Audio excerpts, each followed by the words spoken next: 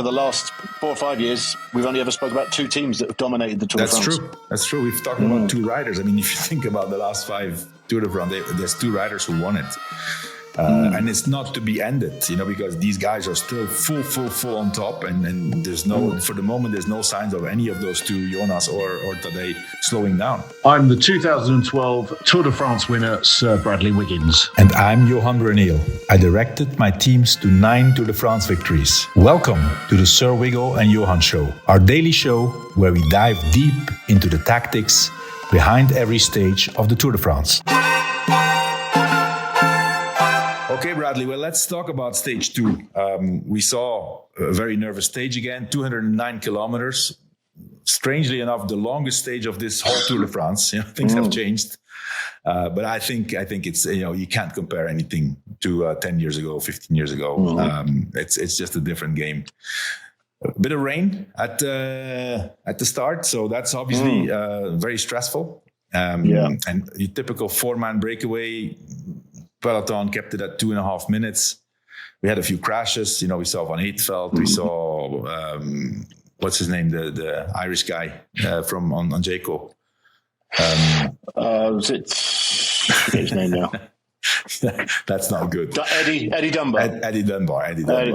Yeah. I mean, so what I wanted to ask you, Bradley, about, we're going to talk about how the stage developed in a little bit. And it was as we expected. It was nervous and teams fighting for position. And then finally on those last 3 climbs, it split a bit. But, the amount of times that you're holding your breath when you see these helicopter shots, when they almost crash, describe a bit, what it feels like on the bike, because I know that usually it's completely different when you're in it than when you watch it, but still describe a bit the feeling you have when you're in that washing machine.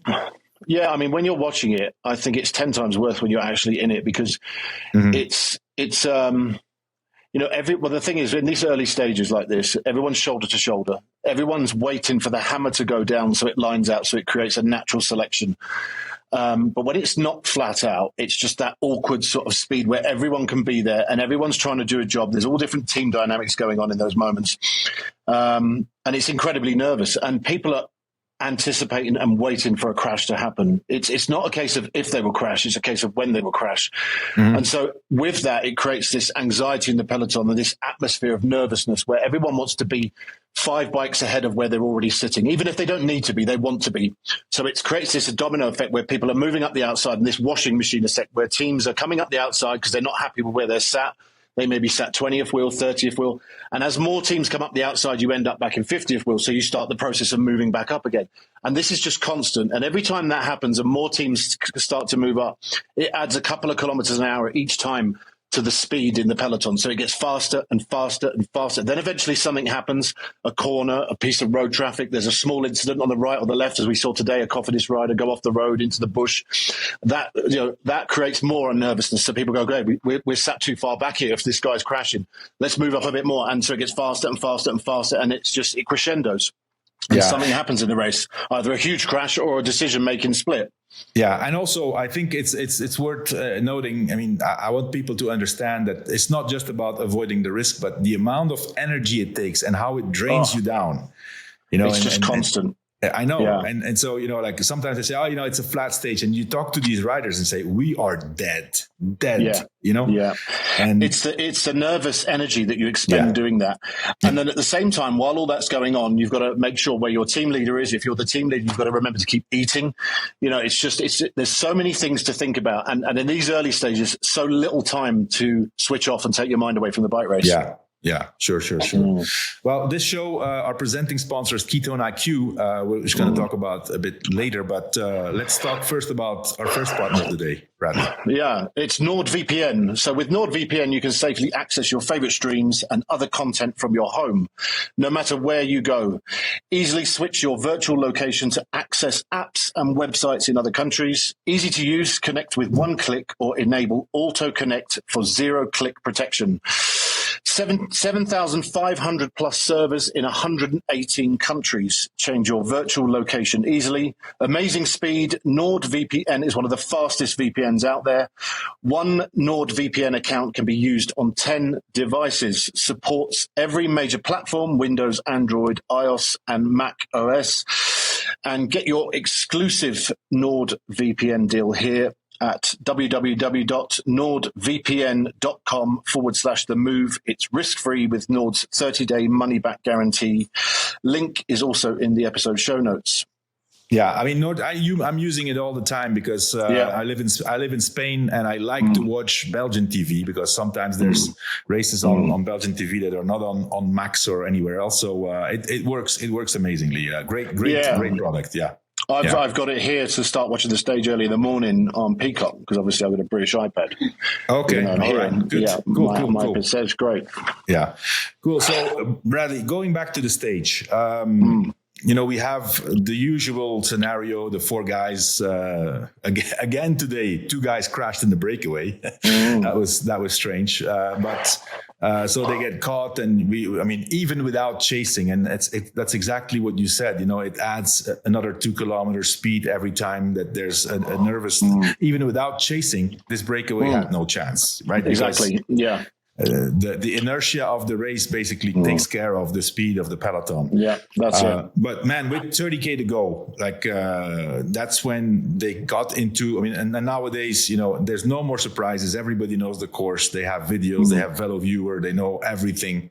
Plus, on top of that, all the teams, especially in the Tour, they have cars up front to go scout and report back to the cars. But that stress with 30K to go, and we saw Visma and UAE really, really coming to the front yesterday and today. I think either Tadej and Jonas, they were really in front. But on that first climb, we saw first Wout van Aert and then Matteo Jorgensen. And there was a split already. It was afterwards they came back, but it was already really split. Yeah, Tish Benoot, these riders who are here for the 3-week tour, in terms of the job they're going to have to do for their respective leaders, they're already expending a lot of energy. We saw Tish Benoot basically doing a Poggio-style lead-out on that climb and swinging off and basically stopping it. Campenaert's the same many times today. So we talk about the energy expended by the big guys, the Tadejs of this world, Jonas Vingegaard, but the team are also expending, these guys that are going to be here and important figures later on. And we saw Wout van Aert today back to the front, which was good news, I think, for all of us as fans of Wout. He seems to be finding his legs again after that illness. But, teams are not resting on their laurels in this race. We're only 2 days down, and already we're seeing the two big teams of this race using up a lot of chips early on. Yeah. Well, in terms of Visma Leasebag, the one thing that I'm noticing is that they have an incredibly strong team. I think for the moment, it's maybe my subjective point of view, but they look a bit stronger horsepower wise than UAE, or is it because they're more organized? But if you look closely, Bradley, they have all these guys around Jonas, but Simon Yates and Sepp Kuss are nowhere to be seen. They are surfing in the back of the peloton, saving energy, which are the two guys. Matteo Jorgensen needs to be up there because they want to keep him in front of the GC. But those two climbers are nowhere to be seen. Same thing goes with UAE. Almeida made the split today, but otherwise he's never in the front. And Adam Yates is also always saving himself. So, but it does take a lot out of those big guys, those big engines. I remember back in the days with Postal and Discovery, the amount of work George and Padernos and Ekimov had to do in those stages. That's really, that's something that really underestimated because it's like every day is a classic, right? And the way they recover is just amazing. But anyway, so we get into those climbs and we see straight away the guys we expected, right? The GC guys, Remco, really good today, I would say, compared to yesterday. He was there. He was good. Yeah. Yeah. And his team was also really taking care of him. Something tells me, I mean, I saw an interview of Remco afterwards that yesterday they got caught napping. Yeah. They kind of decided already, okay, nothing's going to happen anymore from now on. And they got caught out. But today he was there. And it was amazing to see, like on the steepest climb, that 1 kilometer, 10%, we had Mathieu van der Poel. And then all the other guys were GC guys. Yeah. Van der Poel looked really strong on that climb, actually. He's probably as good as we've ever seen him, really, at the Tour de France. Well, certainly 4 years ago when he won on Mur de Bretagne, but he's really, really in good shape at the moment. And I wouldn't be surprised if he wins another stage in his first week, the way he's going. Yeah, I think he's in. I mean, in our recap of the Dauphiné, I think I said something along the lines of Mathieu van der Poel did an intensity training camp during the Dauphiné. He was amazing there.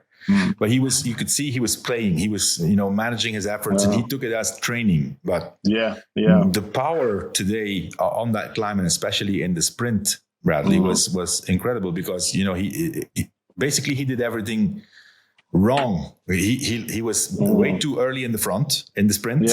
And there was, once he got going, Tadej was on the wheel and he could hardly hold the wheel, right?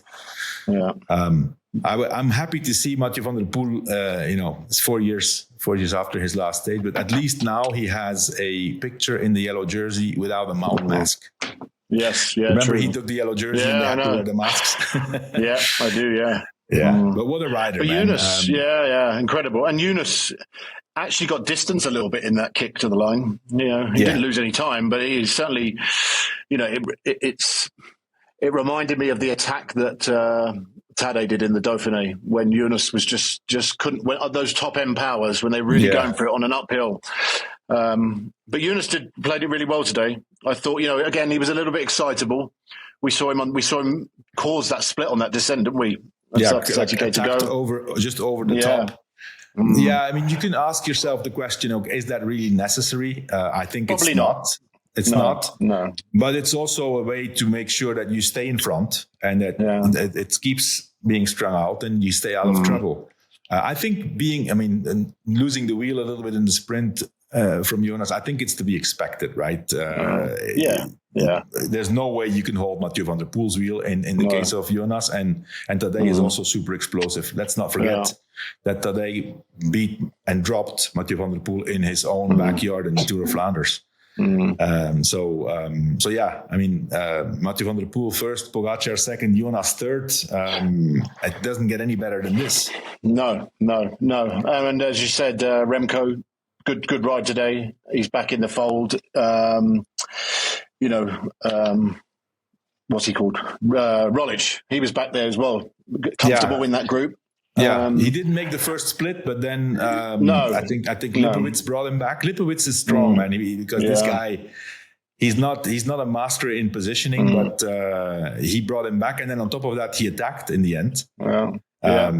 I was hoping, I think you guys talked about it on the move, right? I was hoping I could foresee, if the favorites didn't win, I could foresee a scenario where on the top of the last climb, there was about 4.5K to the bottom of the last climb, that there was a guy who took a flyer and made it. And my pick had been Kevin Vauquelin to do that. So he tried it a few times. I was rooting for him.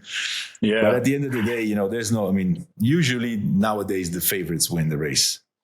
Yeah, I'll tell you, I was really, really impressed with today. Is Matteo Jorgensen. Yeah. He showed his class yet again today. He's a really calming figure, I think, for Jonas. He's going to be the most important teammate over the next 3 weeks. But, right where he needed to be every step of the way today, right to the finish, but always side by side. He always let Jonas do what he wanted to do. And Matteo was never far away. Yeah, there was one moment where Jonas got a bit nervous, and so he went to the front and he was in the wind, and then you see Matteo looking at him and just going in front and protecting him, right? So no, I agree. He's in amazing shape.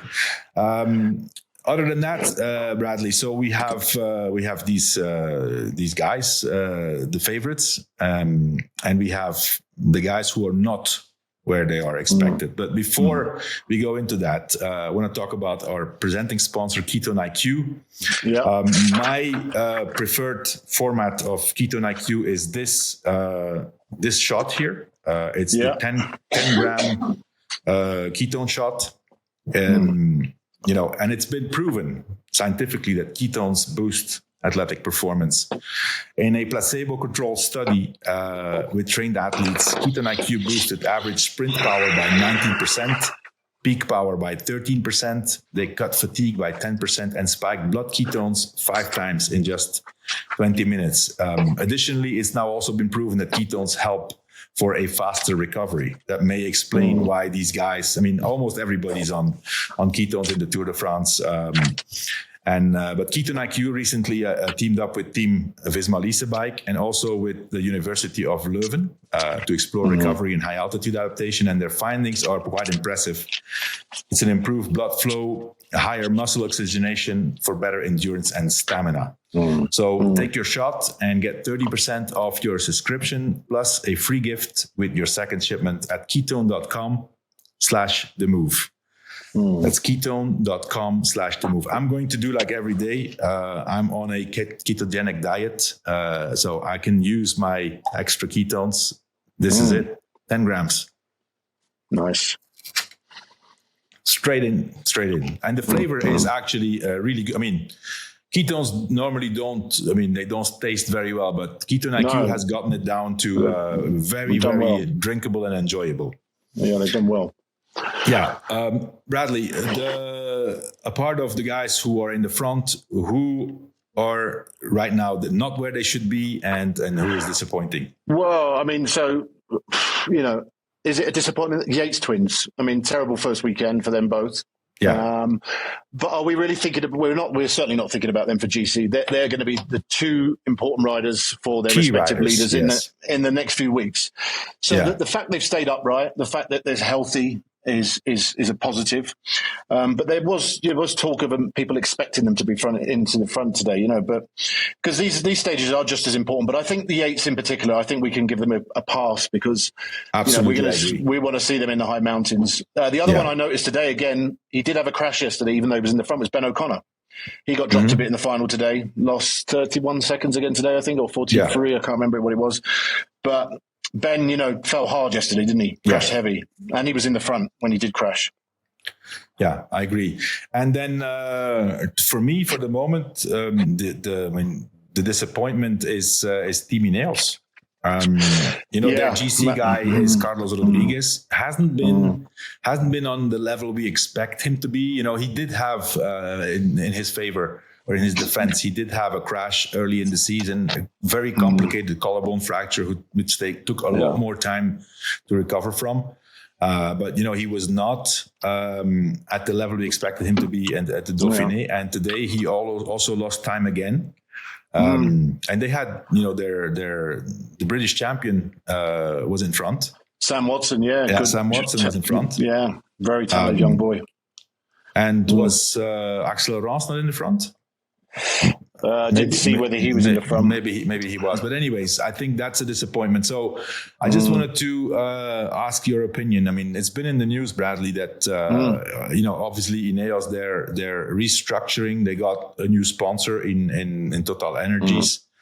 Also going forward, they will be on board. And then one of the news items we saw before the Tour is that Dave Brailsford is back with immediate effect on the team, and I've seen somewhere also actually in the team car. What are your thoughts about that? Well, it was a surprise to me, but at the same time, it wasn't a surprise. Obviously his time at Man United was disappointing, and it's not worked out there for him. And I guess the next natural thing, Dave ultimately is a huge cycling fan, and Dave's first passion and love is the sport of cycling. So I imagine he has been watching the last few years from afar and seeing how Ineos has developed. Bearing in mind Dave, had created a winning culture there. How many tours we won? They were Geraint, myself, Chris Froome, Egan Bernal. Yeah. He's so there is a natural feeling that his presence, was was always going to happen again, coming back to the team, particularly their lackluster performances of the last few years. And I guess there's some work to be done from that. And Dave, if anything, I can't imagine Dave coming in and having an instant impact on this year's race. It's too little too late in many ways.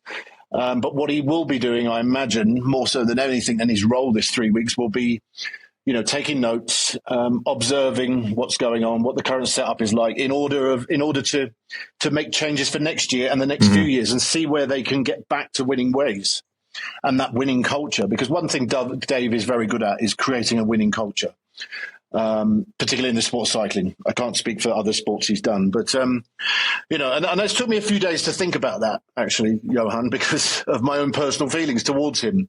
I've had to separate the two because my judgment was being clouded by what I know about him and what I know he's done. And so, I've had a thought about what's his actual skill set and what can he bring to this team in this Tour de France. So that's my view on Dave. I think this is more of a project for next year and where this team is going, because left as it is, there's a chance that this team will dwindle down the rankings even more, and there's no direction of what they're good at, particularly with Geraint Thomas retiring now. And it's a young squad. There's a lot of young British riders on that squad and young talent. Yeah, well, I mean, I think it's good news to know. I mean, because at some point earlier in the season, and last year, I was looking what happened there, and I was almost convinced that the team was going to disappear. That Ineos wasn't interested anymore. That Radcliffe wasn't interested anymore to keep going. So the fact that Brailsford comes back, I think it's good for the team. And also, I mean, I don't know if it's confirmed, but I've seen quite a few reports is also that Geraint Thomas is retiring and is going to get a major management role within the team. What do you know about that? Well, I think there's talk of a development team next year. Yeah, it's been confirmed. It's been confirmed. And I'm not sure whether Geraint Thomas's role is going to be within that development program. Obviously, it's all one now anyway. But I think it's a great. Geraint is going to adapt into that role brilliantly. Yeah, I think he's got so much to offer. He's a great guy. I think they need a guy like him, who's been there from the beginning, seen it all, and still is in touch with actual cycling. Because believe it or not, I mean, Brailsford has been out for 3-4 years, 5 years maybe. It's long enough to not be in touch anymore with what's going on right now. The sport has changed a lot in that time. To catch up. He needs to catch up. So it's not anymore, I mean, you said it before, Bradley, when we were off before the show, you have a young son who's racing professionally, and his numbers right now are equal to your numbers when you won the Tour. It's crazy. I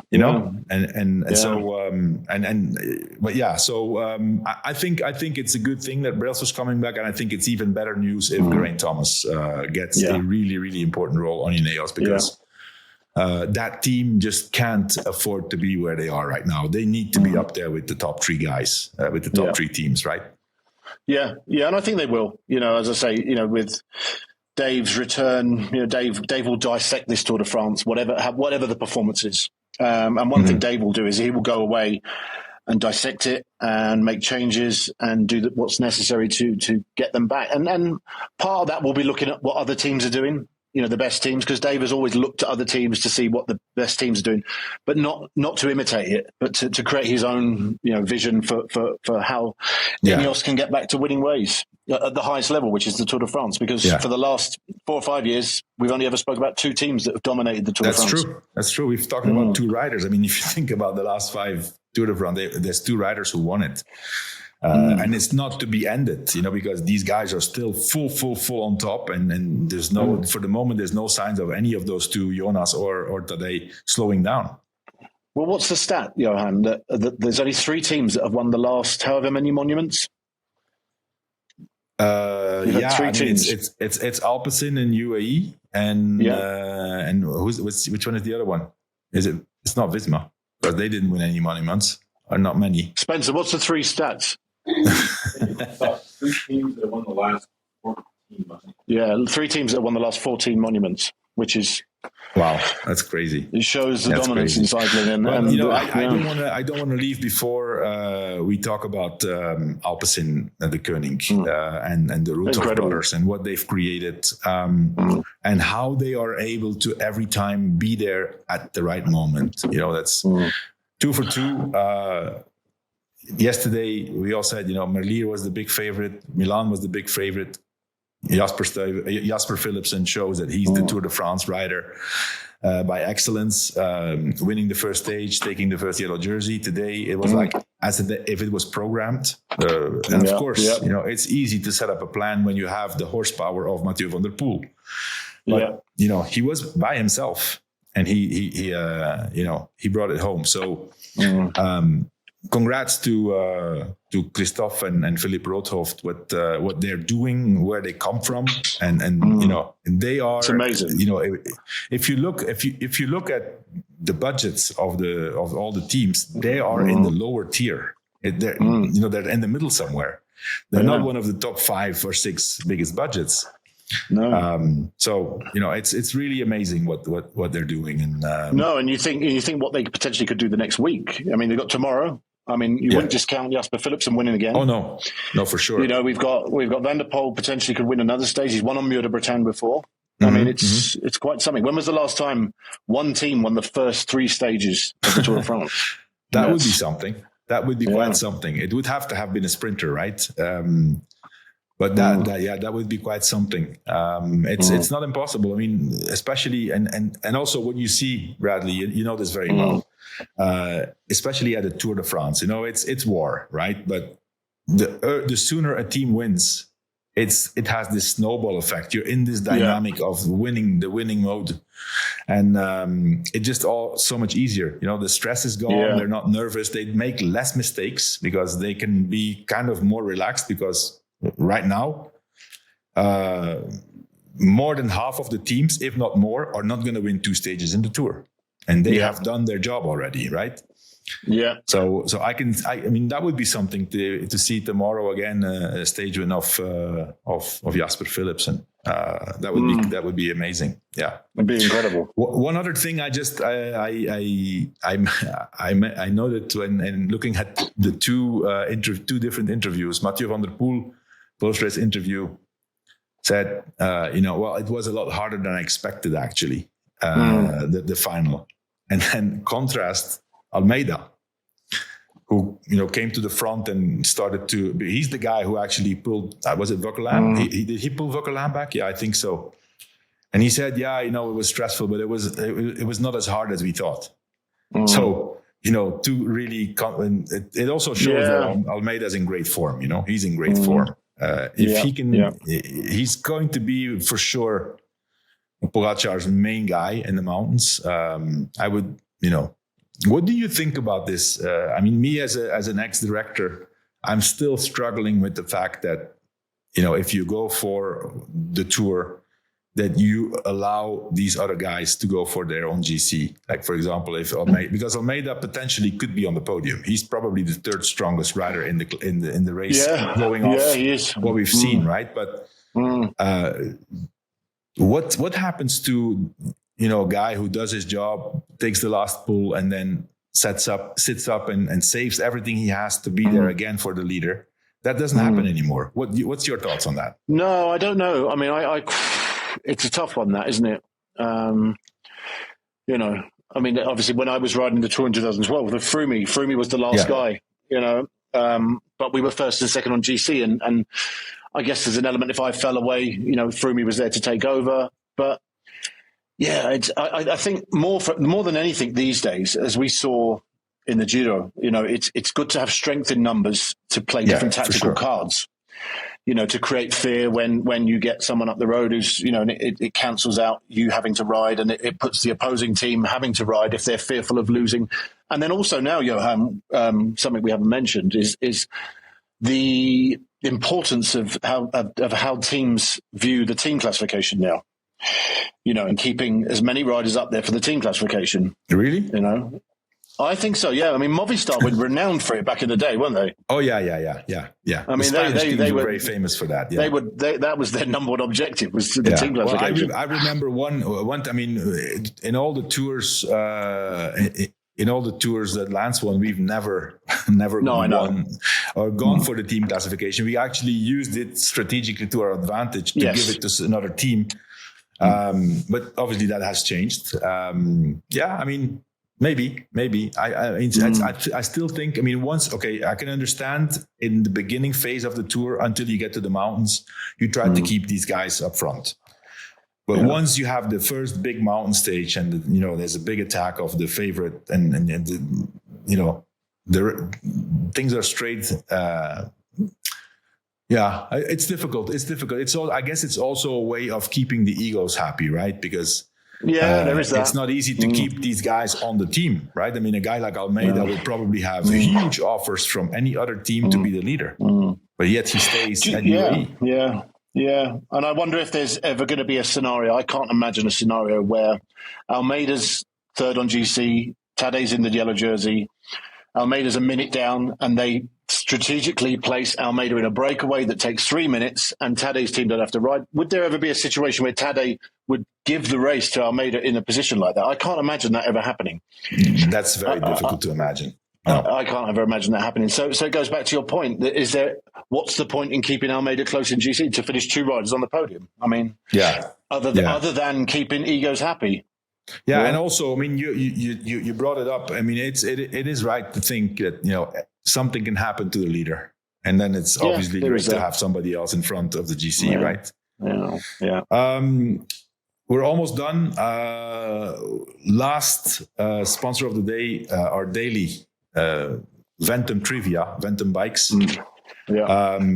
So we had a question yesterday about stage 1. The question was, how many times in the tour's history has every stage taken place in France? We got an answer here. We are unsure if that's correct, so we're going to save that. We got many people writing in, so we will definitely have the right answer and draw a winner.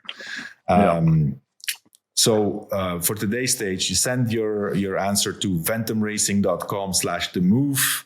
Don't send it to the move. Send it to the page of ventumracing.com/themove to be entered to win this year's grand prize of $5,000 of store credit towards any Ventum bike you want. If you don't want to wait or don't want to join the contest, Ventum is also during the Tour de France offering a standing discount of 10% on the whole site using the code TheMove10, or 20% off any NS1, the bike you riding, built with the code NS120. NS120. Do you have the question for today, Bradley? Question for today is... I know you know the answer. I know the answer, You're not allowed to say it. So what was the longest ever Tour de France? Yeah. What was the longest ever Tour de France? Yeah, so that's the question. What's the distance of the longest Tour de France ever in history? As I said, send your answers to ventumracing.com/themove, and you can win $5,000 off any bike you want. Tomorrow's stage, Bradley. Tomorrow's stage, right? It's going to be a sprint stage to Dunkirk. That small climb, 20, 30K to go, Mont Cassel, which we all know from the 4 days of Dunkirk. The only thing that could really impact tomorrow is, as we know, the roads. Obviously starts in Valenciennes, Paris-Roubaix roads without the cobbles tomorrow. Orchy is the lefts, rights. Classic Paris-Roubaix in between cobble section roads. The wind could play its part tomorrow. A little bit of rain during the night, wet roads at times, maybe some showers tomorrow. But it's another one, another tough day, much similar to the first day. Another stress fest. Stressful day for a lot of guys after 2 days of hard racing already. I think tomorrow, though, it's going to be a straight sprint. The wind, it will create nerves, but from what I've seen in the last 30, 40K, it's more of a headwind. So obviously that will calm the peloton down a bit. We'll probably see the first real sprint, but hopefully all the sprinters there. because yesterday was different. And we'll be back tomorrow for stage 3. Yeah, look forward to it. Thanks, Bradley, for joining us, and speak soon. See you later.